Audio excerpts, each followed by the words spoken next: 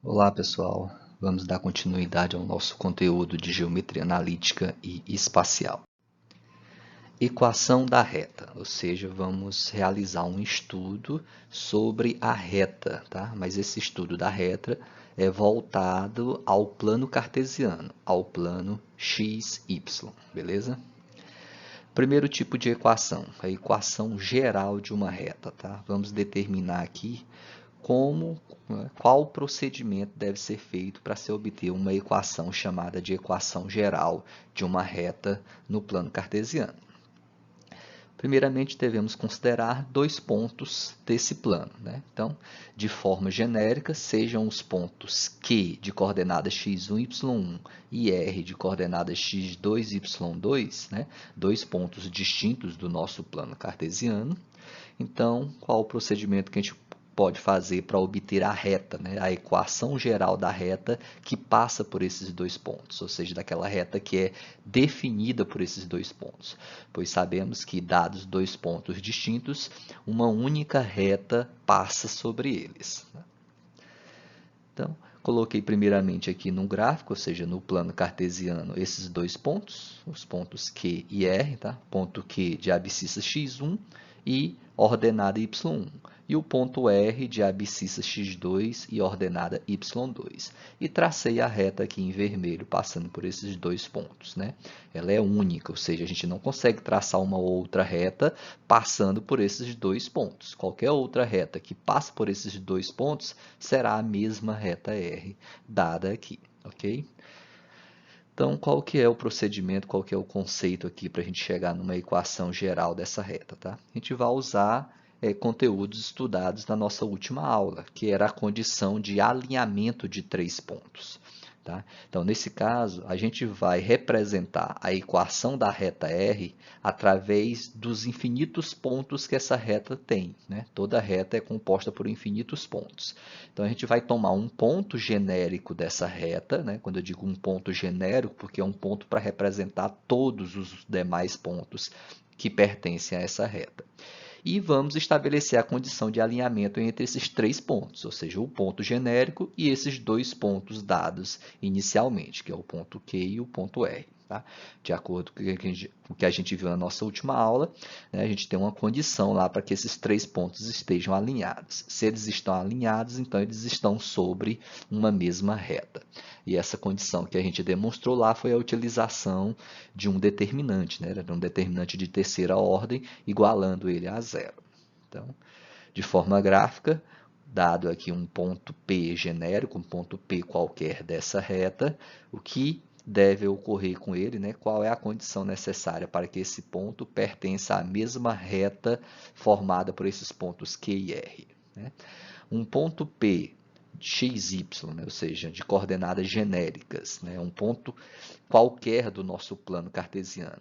Ele pertence à reta R, a reta definida por esses dois pontos, se e somente se os três pontos P, Q e R estão alinhados, certo? Então, P pertence à reta R, se e somente se P está alinhado com Q e com R ao mesmo tempo.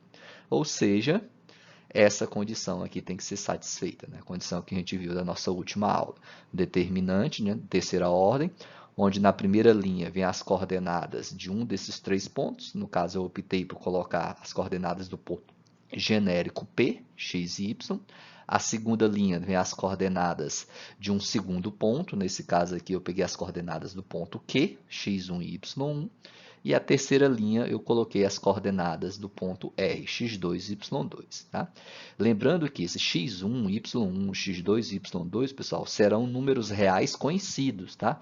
Então, quando a gente estiver resolvendo um exercício, algum exemplo, a gente vai conhecer quais são esses valores aqui. Tá? A gente não tem inicialmente os valores de x e y, porque eles são valores reais quaisquer da reta. Né? Eles podem assumir infinitos valores.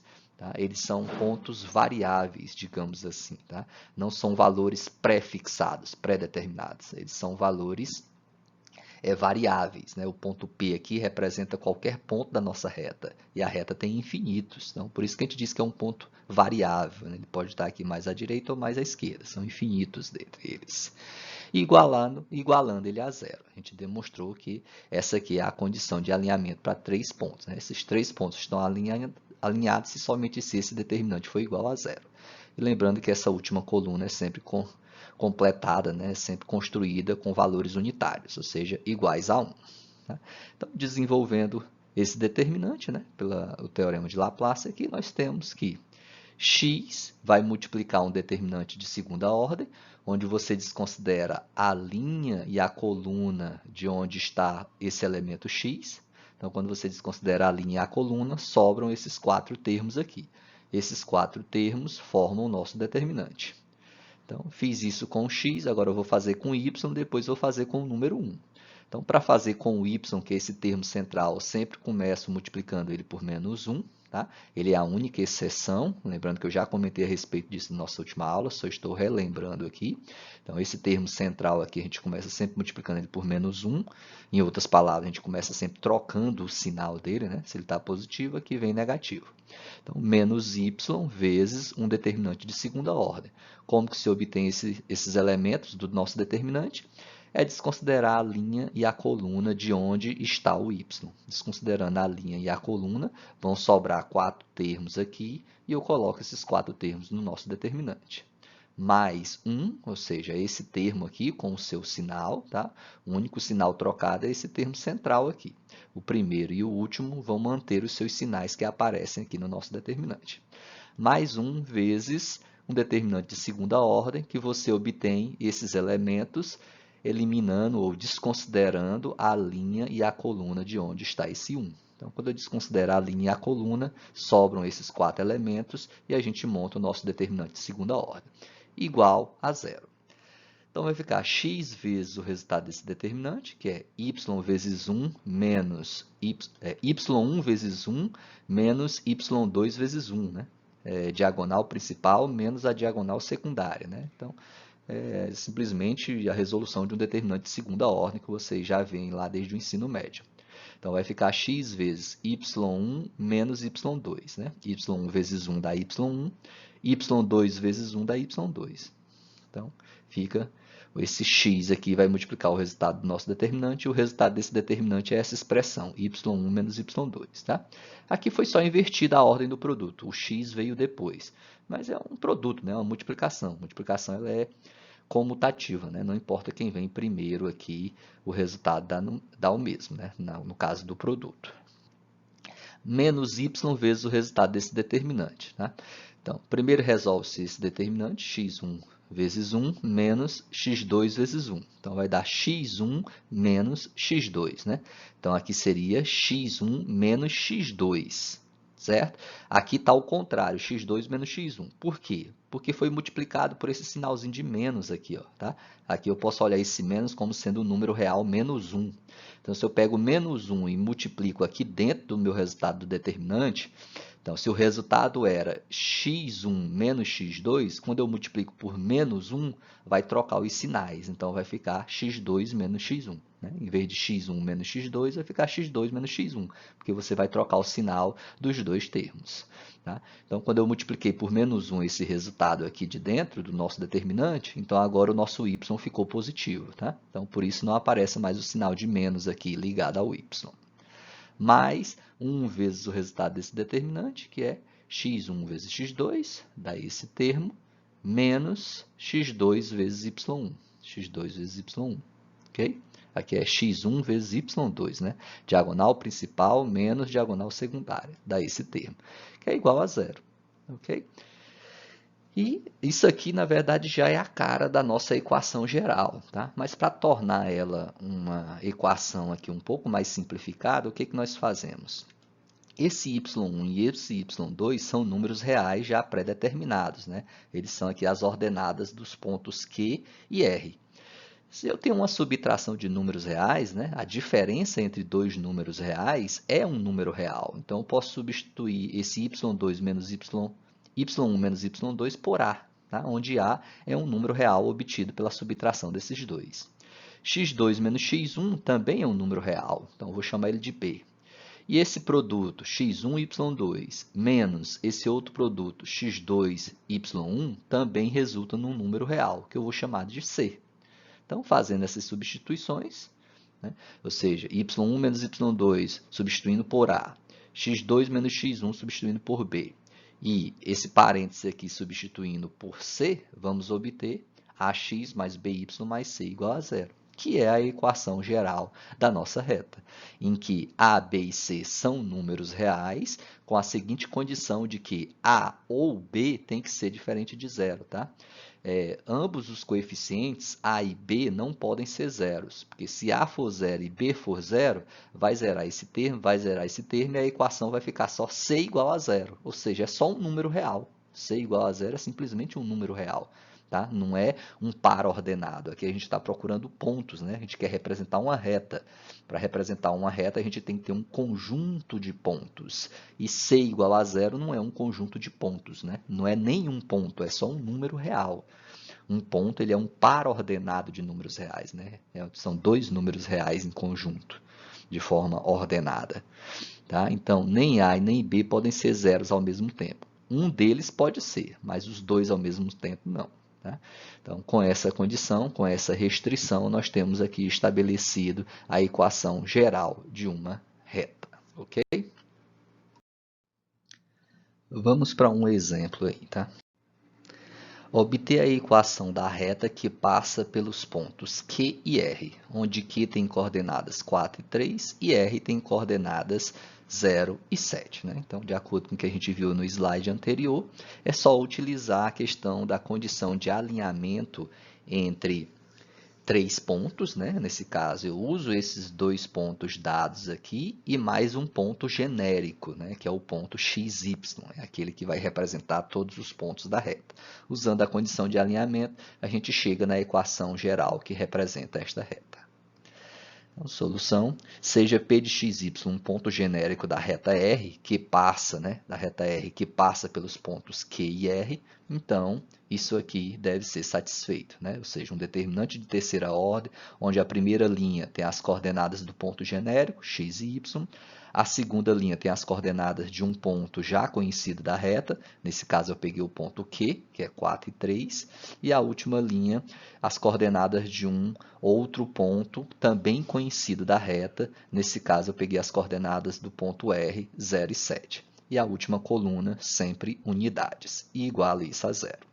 Então, é só resolver o determinante aqui do lado esquerdo da nossa equação e igualar a zero. Tá? Então, usando o teorema de Laplace, aí, x vezes, eliminar a linha e a coluna em que x está, e os quatro termos restantes formam esse determinante de segunda ordem.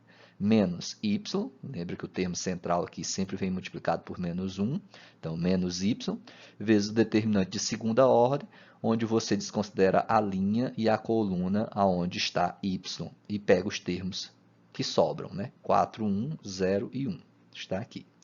Mais 1, e um determinante de segunda ordem, onde você desconsidera a linha e a coluna de onde está esse 1. Então, vai sobrar esses quatro termos aqui, ó, 4, 3, 0 e 7, igualando sempre a zero. Resolve os determinantes de segunda ordem, né? É 3 vezes 1, menos 7 vezes 1, né? Então, vai dar 3 menos 7, que dá menos 4 vezes x, menos y vezes esse determinante aqui, que é 4 vezes 1, menos 1 vezes 0, então vai dar menos 4y, mais 1 vezes esse determinante, que é 4 vezes 7, menos 3 vezes 0, então é 28 menos 0, então dá 28, vezes 1 dá 28, que é igual a 0. Tá? Então, essa aqui já poderia ser considerada a equação geral da nossa reta R, da reta que passa pelos pontos Q e R. No entanto, observe que dá para fazer uma simplificação, né, nessa equação. É interessante a gente chegar sempre na equação reduzida, tá? Na equação mais simplificada possível. Tá? Então, observe que esses coeficientes, menos 4 e 28, né, eles têm um denominador comum aí, no caso, menos 4, então eu posso dividir toda a equação por menos 4. Tá? Dividindo ambos os lados da equação por menos 4, obtemos, né, quando você divide isso aqui por menos 4, vai ficar só x. Quando você divide isso aqui por menos 4, vai ficar só y. Quando você divide o 28 por menos 4, vai ficar menos 7. E quando você divide 0 por menos 4, continua sendo 0. Então, x mais y menos 7 é a equação geral da reta que passa pelo ponto Q e pelo ponto R. Tá? Observe que essa equação anterior aqui também é a equação geral, tá? Só que aqui ela não está simplificada.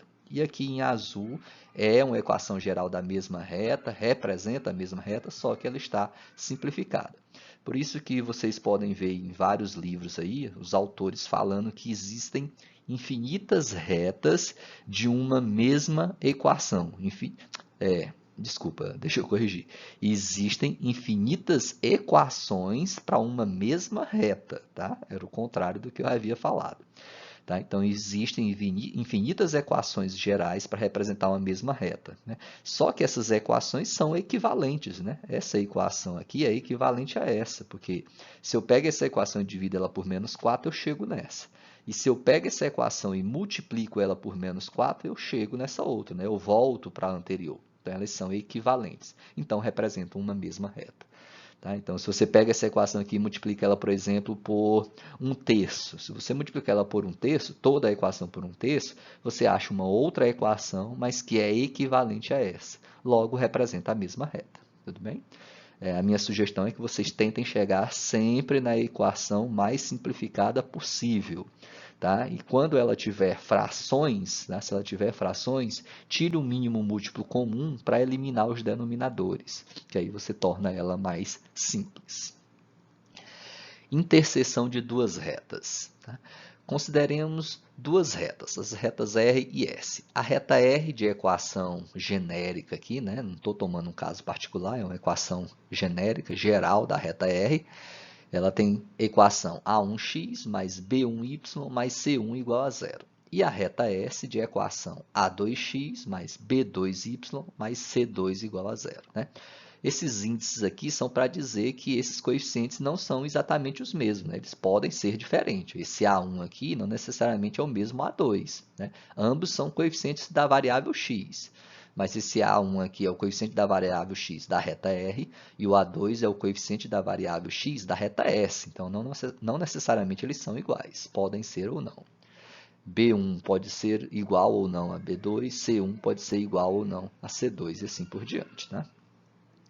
Então, um ponto P de coordenadas x0 e y0 pertencente a estas duas retas tem que satisfazer as suas equações, ou seja, tem que satisfazer tanto a equação da reta R quanto a equação da reta S, né? Já que eu estou admitindo que esse ponto P é um ponto de interseção entre as duas. Né? Quando eu digo que ele é um ponto de interseção entre as duas, ele é um ponto comum às duas, então ele pertence a essas duas retas, logo ele tem que satisfazer as equações dessas duas retas. O que significa dizer que um ponto tem que satisfazer uma equação? Né? Significa dizer que se você tomar essas coordenadas x0 e y0 e substituir aqui no lugar de x e y, isso tem que dar igual a zero, ou seja, igual a esse número que aparece no segundo termo. Você tem que transformar esse lado esquerdo da equação no valor igual ao lado direito, ou seja, você está transformando essa equação numa sentença matemática verdadeira. Tipo, você vai achar zero igual a zero, que é verdade em qualquer situação. Tá? Por exemplo, se vocês pegassem essas coordenadas do ponto P, né? Vamos supor que aqui fosse 1 e 2. Se eu pegasse 1 no lugar de x, 2 no lugar do y, fizesse as contas aqui e o resultado desse lado esquerdo aqui desse, por exemplo, menos 5 não é igual a zero. Então, isso significaria que esse ponto não pertence à reta R. Para pertencer, ele tem que transformar essa equação numa sentença matemática verdadeira, ou seja, tem que tornar ela igual a zero. Tudo bem?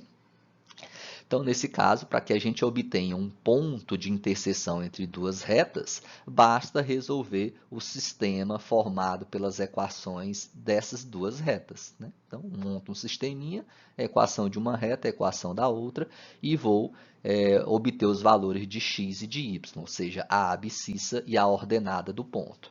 Obtendo essas coordenadas, você está achando as coordenadas do ponto de interseção. Exemplo. Obter a interseção das retas R, de equação x menos y mais 1 igual a zero, né? Equação geral da reta R, e da reta S. A equação geral da reta S é 2x mais y menos 2 igual a zero. E se esse ponto de interseção existe, que nem sempre ele existe, né? Se ele existe, qual será as coordenadas desse ponto? De acordo com a nossa teoria aqui, esse ponto existe se ele for solução do sistema formado pelas equações das duas retas. Então, é procurar a solução desse sistema. Tá? Então, vamos resolver o sistema. Nesse caso aqui, eu estou utilizando o método da adição. Tá? Vou pegar a equação da reta R e somar com a equação da reta S. Por que eu vou simplesmente somar? Somando elas, observe que a variável y aqui já vai ser eliminada. Né? Menos y mais y, eu consigo eliminar a variável y. Vou obter uma equação que só tem x. Com isso, eu consigo achar perfeitamente o valor de x. Achou o valor de x, você retorna em uma dessas duas equações e acha o valor de y, tá? É solução de sistema, algo que a gente já vê desde o ensino fundamental, a gente já estuda resolução de sistemas, não é isso? Né? Aqui eu estou usando o método da adição, você também poderia utilizar aquele método da substituição, né? Onde você pega uma equação, isola uma das variáveis no lado esquerdo, joga tudo para o lado direito, e esse resultado que você acha do lado direito, você pode substituir na outra equação. E aí você também acha os valores de x e y. Tá? Seguindo com o método da adição, ao somar menos y com mais y, a variável y vai eliminar, vai ficar x mais 2x, que dá 3x. 1 somado com menos 2 dá menos 1, 0 somado com 0 dá 0. Né? Com isso, você isola x no lado esquerdo, vai dar x igual a 1 terço. Né? Eu passo menos 1 para o outro lado, fica 1 positivo, e o 3 vem dividindo. Então, x é 1 terço. Pega esse valor de 1 terço e substitui em uma dessas equações, ou na equação 1 ou na equação 2. Tá? Eu optei por substituir aqui na equação 1. Então, no lugar de x, 1 terço, menos y, mais 1 igual a 0. Agora é só achar o valor de y. E y vai dar 4 terços. Portanto, a interseção entre as retas R e S é o ponto P de coordenadas 1 terço e 4 terços. Né? 1 terço é a abscissa, é o valor de x. 4 terços é a ordenada, é o valor de y. Esse é o nosso ponto de interseção entre as duas retas dadas, beleza? Continuando. Posições relativas de duas retas. Né? Quais as posições possíveis na comparação entre duas retas no plano cartesiano? Dadas duas retas R e S, cujas equações são, né? Então, a reta R eu tomei aqui de equação A1x mais B1y igual a C1. Tá? Então, observe que aqui não é exatamente a equação geral da reta R, não. Tá? O termo independente aqui, que seria, vamos supor, mais C, foi passado para o segundo membro. Tá? Então, aqui seria o menos C, e esse menos C eu estou chamando de C1. Tá? A mesma coisa com a reta S aqui. Ó. Ela tem a equação A2x mais B2y, aqui seria mais um termo independente, mais um C aqui, né? Um C', vamos pensar assim, para não ser o mesmo do anterior, mais um C'. Mas esse C', ao jogar para o segundo membro, vai ficar menos C'. Só que no lugar de menos C', eu estou chamando de C2. Tá? Então, observem que isso aqui não são exatamente as equações gerais das retas R e S. Tá? O formato dela é diferente, o termo independente foi jogado para o segundo membro, ok? Então, essas equações, de acordo com a teoria estudada no slide anterior, elas podem ocupar apenas 3 posições relativas no plano cartesiano. Tá? Eu estou mencionando no slide anterior porque vai ser de acordo com a quantidade de soluções que esse sistema aqui possui que a gente pode definir a posição entre duas retas. Tá? R e S são concorrentes se somente se elas possuem um único ponto em comum. Seria essa situação aqui. Ó. A reta R é concorrente à reta S se somente se elas possuem um único ponto em comum, um único ponto P. E a gente usa essa notação aqui para chamar de retas concorrentes. R concorrente com S, ou seja, R e S são concorrentes, significa dizer que elas têm um único ponto em comum. Tá? Isso, na verdade, ocorre quando esse sistema aqui tem uma única solução, ou seja, um único P de coordenadas, um único ponto P de coordenadas x0 e y0 satisfaz esse sistema. Isso significa que se ele só tem uma solução, só tem um ponto em comum entre elas. Se ele só tem um ponto em comum, então essas retas são chamadas de concorrentes. Tudo bem? A outra situação possível. As retas R e S são paralelas e distintas, se somente se elas não possuem, né, ponto em comum, ou seja, elas têm nenhum ponto em comum. Tá? Seria, por exemplo, essa situação aqui, as retas R e as retas S, por mais que elas se prolonguem aqui à direita e à esquerda, elas nunca vão se tocar, elas não têm nenhum ponto em comum. Tá? Então, a interseção entre R e S é vazia, é o conjunto vazio. Não há interseção entre essas duas retas comum entre elas. E se não tem ponto em comum, então a posição delas é chamada de paralelas e distintas. Tá? E a terceira situação possível é que as retas R e S podem ser coincidentes. Isso ocorre se somente se elas possuem infinitos pontos em comum. Ou seja, é quando as retas são as mesmas. Né? A reta R e a reta S é exatamente a mesma reta. Tá? Que é uma sobre a outra, representam a mesma reta, passam sobre os mesmos pontos. Né? Então, se elas passam sobre os mesmos pontos, significa que elas têm infinitos pontos em comum. Certo? Se elas têm infinitos pontos em comum, então essas duas retas são iguais, ou seja, elas são coincidentes. Tá? A gente também pode falar que as retas R e S são paralelas e coincidentes. Tá? Porque nesses dois casos, ó, no segundo e no terceiro caso, as retas são paralelas, tá? Só que no segundo caso elas são paralelas e distintas, e já nesse terceiro caso elas são paralelas e coincidentes, tá? Então, quando a gente simplesmente diz que duas retas são paralelas, a gente não disse exatamente a posição relativa entre elas, tá? Ainda abre-se esse questionamento, tá? Se são paralelas, mas são paralelas distintas, ou se trata da mesma reta, ou seja, ou são paralelas coincidentes, beleza? Então, só em dizer que duas retas são paralelas, não significa dizer que você já deu o posicionamento correto entre elas. Ainda há mais informações a serem ditas, a serem verificadas, né? Que é saber se elas são distintas ou se elas são coincidentes. Tá? Então, novamente aqui, só um resumo. As retas são concorrentes, elas possuem um único ponto em comum. Então, esse sistema só tem uma solução. As retas são paralelas e distintas se elas não têm nenhum ponto em comum. Então, esse sistema não terá solução. E as retas são coincidentes se somente se as retas têm infinitos pontos em comum. Ou seja, esse sistema aqui tem infinitas soluções. Ok?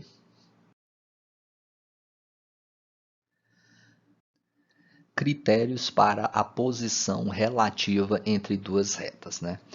No slide anterior, a gente viu como afirmar qual é a posição entre duas retas, analisando o sistema, né, esse sisteminha aqui formado pelas equações dessas duas retas. Se esse sistema tem uma única solução, então essas retas são concorrentes. Se esse sistema não tem solução, então as retas são paralelas e distintas.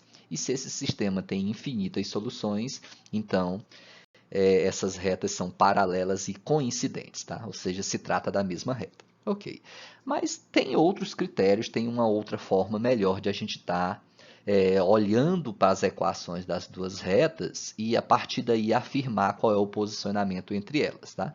Na verdade, a gente faz uma comparação entre esses coeficientes da variável x, os coeficientes da variável y e esse termo independente aqui, C1 e C2. Tá? Então, a gente faz a razão entre esses coeficientes e compara esses resultados. De acordo com esses resultados, a gente pode afirmar qual o posicionamento entre essas setas. Tá? Para tanto, primeiro vejamos aqui uma teoria, vejamos aqui o desenvolvimento do nosso raciocínio aqui, como o autor chega em tais conclusões. Okay? Todo ponto comum a R e S é solução do nosso sisteminha aqui, representado por essa simbologia, né? Por esse símbolozinho aqui do somatório. Tá? Então, eu estou utilizando esse símbolozinho de somatório para representar esse sistema. Tá? Porque nem sempre, toda vez que eu tiver que falar desse sistema, não vai ser necessário eu escrever todo ele novamente. Basta eu mencionar esse símbolozinho somatório, vocês já vão ficar sabendo aqui que eu estou falando a respeito desse sistema. Tá? Então, de acordo com o que a gente viu sobre interseção entre duas retas, né, todo ponto comum a R e S é solução do sistema. Se é solução, tem que satisfazer as duas equações. Tá? Mas como que se obtém a solução entre dois sistemas? Né? A solução de um sistema com duas equações. Tá? A gente pode utilizar o método da adição, onde você elimina uma das variáveis, né? Ou se você eliminar a variável y, você acha o resultado para x. Agora, se você usar uma soma de tal maneira que você elimina a variável x, então você vai achar o valor da variável y. E assim você terá os resultados de x e y, ou seja, o resultado, né, a solução do nosso sistema. É isso que a gente vai fazer de forma genérica aqui. Resolvendo o sistema pelo método da adição, temos, né? Primeira coisa, eu vou pegar a equação 1, né? A minha ideia aqui vai ser eliminar o termo y, tá? Ou seja, eliminar a variável que contém, o termo que contém a variável y, tá? Para isso, o que a gente faz? Na hora de somar, para que esse termo seja eliminado, os coeficientes aqui têm que ser simétricos, ou seja, se o número real aqui, coeficiente de y, for 5, o desse outro y tem que ser menos 5, porque ao somar os dois, um vai eliminar o outro, ok? Ou seja, um tem que ser simétrico do outro. Né? Se um é 8, o outro tem que ser menos 8, e assim por diante. Tá? Nesse caso aqui, o coeficiente de y é b1 e desse outro y o coeficiente é b2. Como é que eu vou tornar eles simétricos? Né? Basta multiplicar o de cima pelo valor que está aqui embaixo, que é b2, e o de baixo multiplica pelo valor que está aqui em cima, que é b1. Tá? Então, multiplico o de cima por b2 e o de baixo por b1. No entanto, eles terão que ter sinais contrários, né? Para na hora de somar eles serem eliminados. Então, um deles você vai ter que multiplicar por menos, né? Ou seja, você pode multiplicar esse de cima por menos b2 ou o de baixo por menos b1. Tá? Só um deles eu multiplico por esse sinal de menos, tá? Porque um tem que ser positivo e o outro tem que ser negativo. Eles têm que ser simétricos para que eles sejam eliminados. Então, a minha ideia aqui está sendo pegar essa equação 1 e multiplicar toda essa equação por B2, porque quando eu multiplicar por B2, aqui vai ficar B1, B2y, mas aí depois eu tenho que multiplicar essa segunda também por B1, no caso por menos B1, para ficar com o mesmo coeficiente e sinais contrários, e a gente conseguir eliminar essa variável y. Tá? Então, multiplicando a primeira equação por B2, vai ficar essa equação, né? A1, B2x mais B1, B2y, que é igual a C1, B2. Então, observe que o B2 vai aparecer em todos os termos da nossa equação, porque eu multipliquei toda a equação por B2. Lembrando que quando você pega uma equação e multiplica ela por um número real, você não está alterando aquela equação. Você está achando uma equação equivalente a ela. Agora eu vou pegar a segunda equação, a equação 2 aqui, e multiplicar ela por menos B1, ou seja, pelo simétrico desse coeficiente anterior aqui. Quando eu multiplico ela por menos B1, vai ficar menos A2B1x, menos B1B2y, que é igual a menos C2B1. Ou seja, esse menos B1 vai aparecer em cada um desses termos aqui. Novamente, lembre que quando você multiplica uma equação por um número real, você não está alterando a equação, você apenas está achando uma equação equivalente a ela. Tá? Mas observe que agora, para essas duas equações, esses termos que contêm y são simétricos, ou seja, somando essas duas equações, eu elimino o termo que tem y. Certo? Observe que no meu resultado aqui não aparece mais termos com y. Né? Vai ficar A1, B2x, somado com menos A2B1x. O que esses dois termos têm em comum é o x. Né? Então, coloco o x em evidência, a parêntese, vai ficar A1B2 menos A2B1. É o que está aqui. Que é igual a, e soma esses dois termos aqui, né? Os termos do segundo membro. C1B2 somado com menos C2B1. Está aqui, tá? Então, se eu quero achar o valor de x aqui, x vai ser igual a esse número real, porque aqui dá um número real, né? C1, B2, esses coeficientes aqui são todos números reais. Então, essa subtração aqui dá um número real. E esse coeficiente de x passa dividindo. Aí você acha o valor de x, certo? Uma outra maneira que a gente poderia fazer, aqui eu estou obtendo o valor de x. Para me achar o valor de y, então eu poderia retornar em qualquer uma dessas equações anteriores aqui e substituir pelo valor de x obtido. Só que o valor de x aqui vai dar uma expressão, né, um pouco complexa aqui, né? Esse número real dividido por todo esse parênteses. Então, ao invés de fazer essa substituição, eu vou utilizar novamente esse método da substituição, mas agora tentando eliminar a variável x, tentando eliminar o termo que contém x. Tá? Aqui eu eliminei y para achar x. Agora eu vou eliminar x para achar y. Tá? Então, como que eu vou eliminar o termo que contém x? multiplica a de cima por A2 e multiplica a de baixo por A1. Porque aí ambos vão ter o mesmo coeficiente, A1, A2. Só que uma delas tem que acompanhar o sinal de menos para na hora da soma, um ser positivo e o outro ser negativo, e a gente conseguir eliminar esse termo que tem x. Tá? Então, no caso, o que eu fiz? Peguei a primeira equação e multipliquei por menos A2. A primeira equação aqui eu multiplico por menos A2, vai resultar nessa equação. E a segunda equação eu multipliquei por A1. Né? A de baixo eu multipliquei por esse coeficiente aqui de cima, A1. Então, quando eu multiplico por A1, vai dar toda essa equação.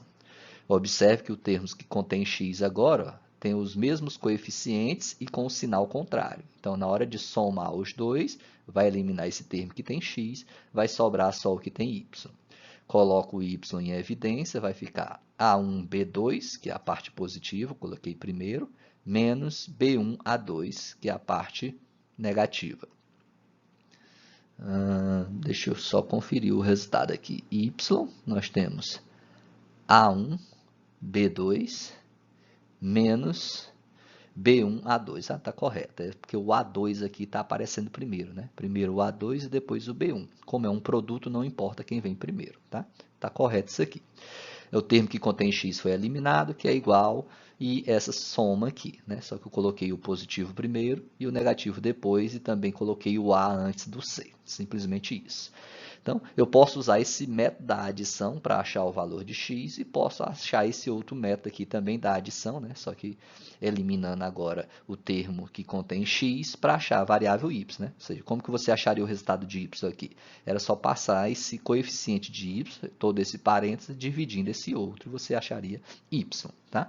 Então, obtivemos aí duas maneiras para resolver o sistema. No entanto, um está achando o valor de x, o outro está achando o valor de y, que é o que a gente precisa para obter as soluções desse nosso sistema. Tá? Vamos fazer algumas substituições aqui nesses resultados que nós obtivemos. Tá? A1B2 menos A2B1, observe que esse resultado que aparece aqui, ó, o coeficiente de x, A1, A2 menos A2B1, ele é equivalente a esse determinante de segunda ordem aqui. Ó, tá? Ó, como que eu sei disso? Ó, resolve esse determinante de segunda ordem. Produto da diagonal principal menos o da diagonal secundária. Então, A1B2, que é esse primeiro termo aqui, menos o produto da diagonal secundária, que é A2B1. Ó, dá exatamente essa expressão. Tá? Então, em vez dessa subtração, eu poderia substituir isso por esse determinante. E vou chamar isso de D. Ah, professor, mas por que está substituindo essa expressão por um determinante? Porque é mais fácil a gente memorizar esse determinante do que memorizar essa expressão aqui. Ó, tá? Esse determinante, na primeira linha, está A1 e A2, que é os coeficientes de x e y da reta R. E a segunda linha tem A2, B2, que é os coeficientes de x e de y da reta S. Tá? Então, se eu olhar para a equação da reta R e da equação da reta S, eu já consigo extrair diretamente esses coeficientes. Ó, A1, B1, A2, B2, que está aqui. Então, é mais fácil memorizar esse determinante do que memorizar essa expressão. E a gente vai chamar esse determinante de D. E vamos fazer mais substituições aqui nessas duas equações que nós obtivemos. Tá? O C1B2, cadê o C1B2? Está aqui, né? C1B2 menos C2B1, a gente vai também substituir por esse determinante. Por um determinante C1B1, C2B2. Tá? C1B1, onde é que está eles? Né? C1 aqui, ó, o termo independente da primeira equação, B1 é o coeficiente de y. E na segunda equação, que é da reta S, tem o C2 e o B2. C2 é o coeficiente independente aqui, né, que está no segundo membro, e B2 é o coeficiente de y. E a gente vai chamar esse coeficiente de D1. Tá? Ou seja, é como se a gente estivesse pegando apenas os coeficientes dessas duas partes aqui, ó, só de y e de c. Tá? Só que primeiro aqui eu estou colocando c, depois eu estou colocando b. Foi invertido aqui as colunas, ok? Então, vou substituir esse resultado aqui por D1, que é equivalente a esse determinante. E também vou fazer isso para esse resultado aqui. Ó, tá? A1C2 menos A2C1. Tá? Porque esse que aparece aqui, ó, o coeficiente de y aqui, está sendo o mesmo coeficiente de x. Estão vendo? Essa expressão que está aqui é a mesma expressão que está aqui. e essa expressão a gente já chamou ela de D, tá? Então, esse coeficiente de y também é o D, é esse mesmo determinante. Agora, esse lado direito da nossa equação a gente vai chamar de D2, que é um determinante que envolve A1 e C1, A2 e C2, ou seja, é os coeficientes de x com o termo independente. Tá? Então, só para recapitular aí. Quem é esse D? É um determinante formado pelos coeficientes de x e de y. Né? Pega só aqui, os coeficientes de x e de y, acho o D, esse determinante. Quem é o D1?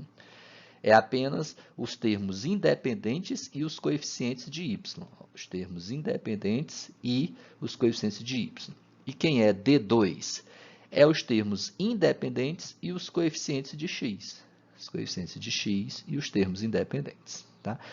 Então, fazendo essa substituição, o que ocorre? O nosso sistema vai ficar reduzido a esse sistema aqui, um sistemazinho com a cara bem mais simples do que a gente tinha inicialmente. Né? Porque a partir desse sistema eu cheguei nessa equação que envolve x e também cheguei nessa equação que envolve y. Então, esse sistema aqui do somatório é equivalente ao sistema formado por essa equação 3 e essa equação 4. No entanto, essa equação 3 equivale a d vezes x igual a d1, porque a gente substituiu essa parte aqui por d e essa parte aqui por d1. E essa outra equação, que é a equação 4, a gente substituiu esse coeficiente de y por d e essa parte aqui do lado direito por d2. Então, d vezes y é igual a d2. Tá? Então, resolver esse sistema aqui significa resolver o sistema que nós tínhamos com as equações 3 e 4 e também com as equações 1 e 2. São todos sistemas equivalentes, só que esse aqui tem uma cara mais simples, mais simplificada. É melhor a gente traçar nossas análises aqui, nossas observações, nesse sistema aqui. Fica mais fácil a análise quando ele está escrito dessa forma. Tá? Ele está chamando esse sistema agora do somatório barra, né? Em vez desse somatório, agora está um somatório barra, porque está um sistema diferente, mas cuja solução é a mesma. Eles são equivalentes, eles têm as mesmas soluções, beleza? Então, dx igual a d1 e dy igual a d. E a ideia é resolver esse sistema. Tá? Então, vamos fazer algumas análises para soluções desse sistema. São possíveis 3 casos na solução desse sistema. O primeiro caso.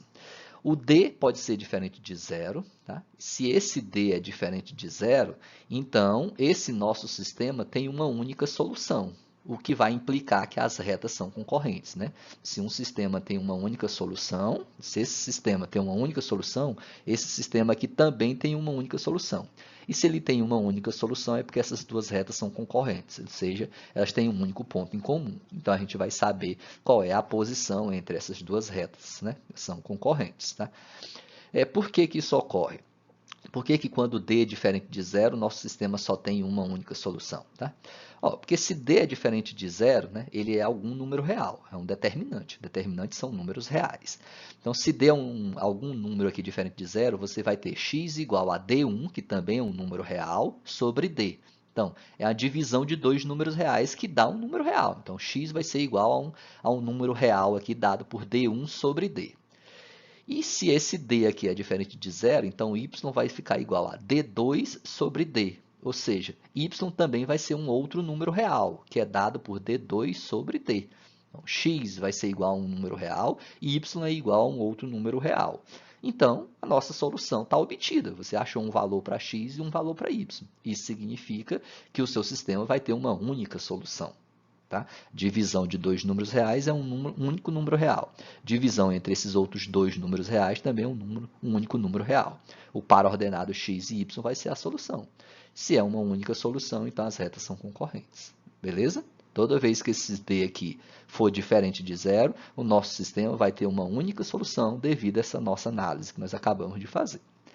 Um segundo caso possível é quando esse D for zero. Se esse D for zero, né, eu vou ter 0 vezes x igual a D1, 0 vezes y igual a D2. O que pode ocorrer aqui? Aí vai depender desses valores de D1 e D2. D1 ou D2, eles não são zero. pelo menos um desses dois aqui não é zero. Se isso ocorrer, tá? Se isso ocorrer, se pelo menos um desses Ds aqui, D1 ou D2, não for zero, o nosso sistema não terá solução. Ou seja, a posição entre essas retas é que elas são paralelas e distintas, tá? Ou seja, não há interseção entre elas. A interseção entre elas é vazia, tá? Ó, por que que ocorre? Se D é igual a zero, 0 vezes x vai ser igual a D1. E 0 vezes y vai ser igual a D2. Mas se pelo menos um desses Ds é diferente de zero, esse sistema não tem solução. Ele é um sistema impossível, né? Por quê? 0 vezes x dá zero para qualquer valor que x seja, para qualquer valor que x assuma. E 0 vezes y também é zero para qualquer valor de y, qualquer valor que y assuma. Tá? 0 vezes x é igual a zero. Já pensou se o D1 aqui é diferente de zero? Então, você vai ter 0 igual a um número que não é zero. 0 igual a 8, por exemplo. Isso é uma sentença falsa, né? Então, tanto D1 quanto D2, na verdade, teriam que ser zeros quando D for zero. Tá? Então, quando D for zero, se D1 ou D2 ou os dois ao mesmo tempo não forem zeros, esse nosso sistema aqui é impossível, porque zero só é igual a zero. Não tem como zero ser igual a um outro número que não é zero. Né? Zero não é igual a 1, zero não é igual a menos 1/8. Zero é igual a zero e acabou. Então, se D é zero, D1 e D2 têm que ser zeros. Se eles não forem zeros, então o nosso sistema é impossível. Tá? Se ele é impossível, então, impossível indeterminado aqui, então o nosso sistema não tem solução, então as retas são paralelas e distintas. Elas não se tocam, elas não têm ponto em comum. O nosso terceiro e último caso é quando todos são zeros, tanto D quanto D1 quanto D2, quando esses três determinantes são zeros.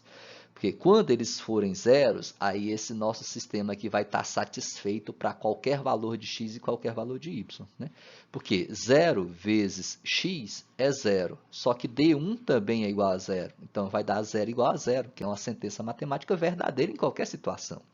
Então, qualquer que seja o valor de x, 0 vezes x é igual a zero.